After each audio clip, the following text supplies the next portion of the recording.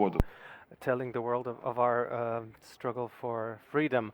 Our next guests will be talking about culture, about cinema, and about cooperation of two wonderful cities, Kyiv and Lviv, in the conditions of this inhumane, barbaric war around us.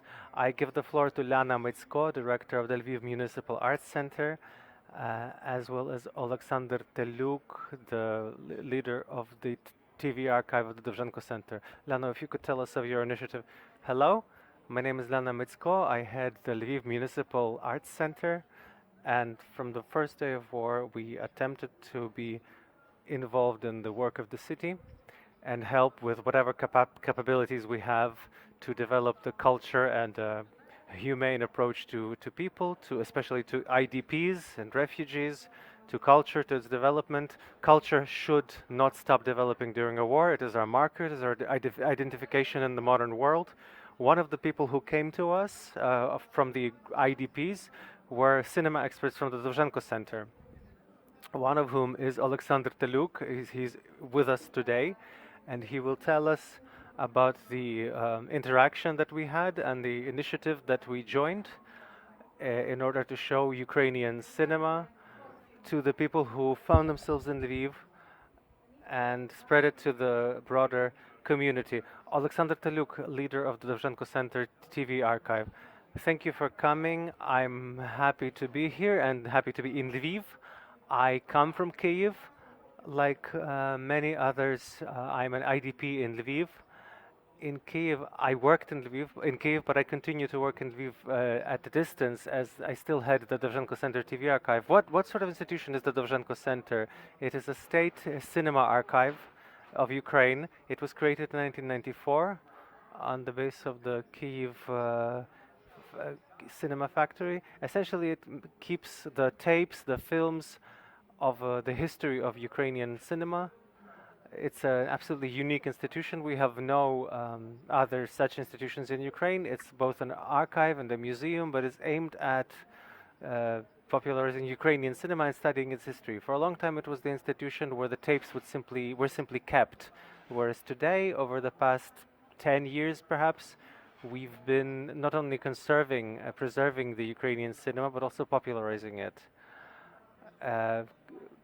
Together with the Dovzhenko Center has been involved with many screenings of Ukrainian cinema abroad in Ukraine.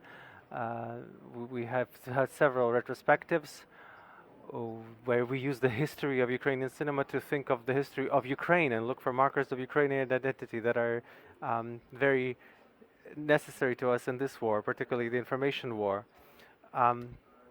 Now, in the course of this war, while we are in Lviv, part of the collective of the Dovzhenko Center is in Lviv. It's because the team had to stop work in Kyiv, preserve all the storage that they have, and then some people went abroad, some stayed in Kyiv, but part of the team found themselves in Lviv. We're very grateful to the city of Lviv for offering us shelter, for becoming a platform for us to continue our work.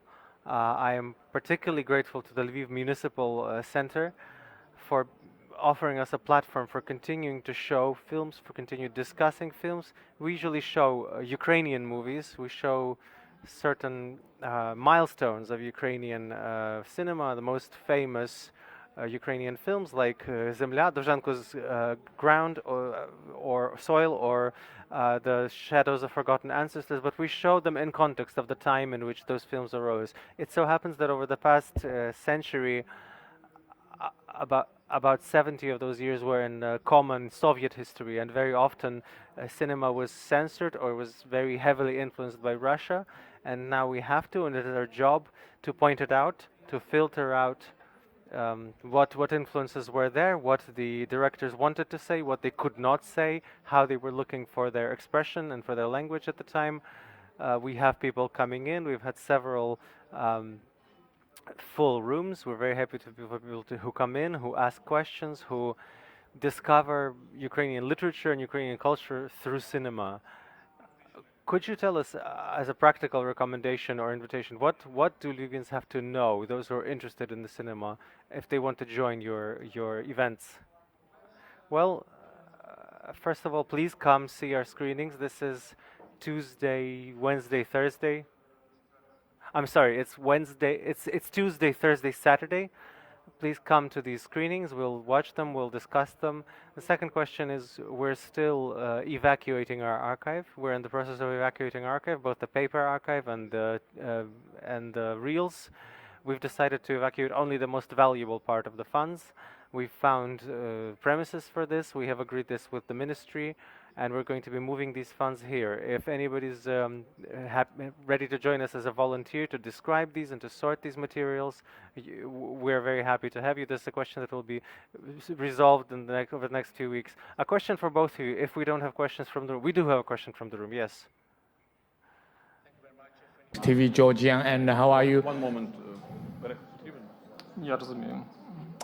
And would you please tell me and this significant movement and any archive damage because in the very close to the battlefield and the whole world interesting about this archive is very important for your country heritage and your country cultural diversity.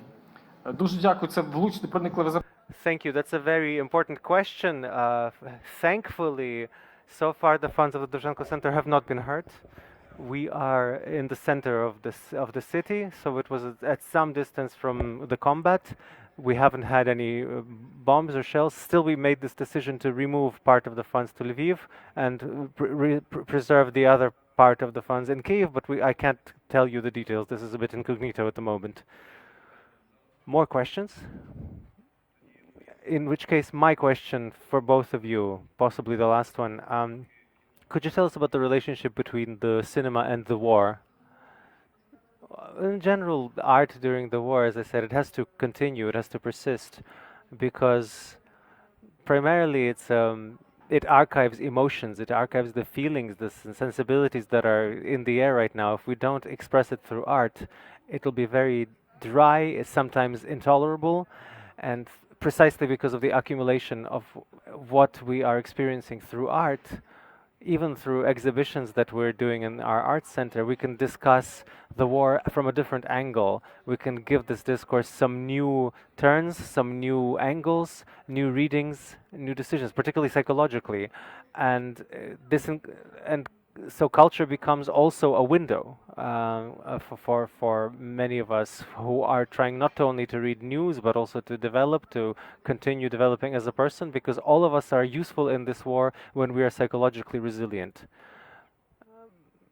I would agree with Lyana. I would only add that as a fresh example, we were showing, the day before yesterday, we were showing Stepsel gives Tarapunka away in marriage. This is a Stalinist era Ukrainian film. It's very interesting that it starts with the shots of war, with screens of war, and we thought that would be a trigger, that they would cause negative emotion. Nevertheless, it's a comedy. We took this challenge, we tried to show this film, and our impression was such that in spite of the fact that there's a war, but it's a comical situation, that through this cinema and through cinema in general, people can take a distance to current events, current affairs. This distance develops critical thinking, which we need and which sets us apart from the aggressor in this information war. And also a very small remark also about this film that you've mentioned, and about films that are now are being used in Russia, employed in Russia. Many cultural projects were created during wars or after wars to justify certain developments and give certain connotations to certain events, even for whole nations. We know how Russia shows Ukrainians in their movies. It's very kind of almost sacrilegious. It's a very silly level of discussion or discourse. So we have to be very, very attentive, very mindful, especially during a war, of what kind of cultural product you consume, both during the war and after the war, and even before the war. If you're interested in the topic of movies and speculation in war, you should look at the blog of Zahin Kinomanyev, where they analyze the films that are being fed in Russia at the moment. I would much recommend that you better watch the 100 best movies of the Ukrainian cinema, as recommended by the Dovzhenko Center. Thank you, Lyana, Mytsko, Oleksandr, Teliuk. Thank you for your initiative and for telling us about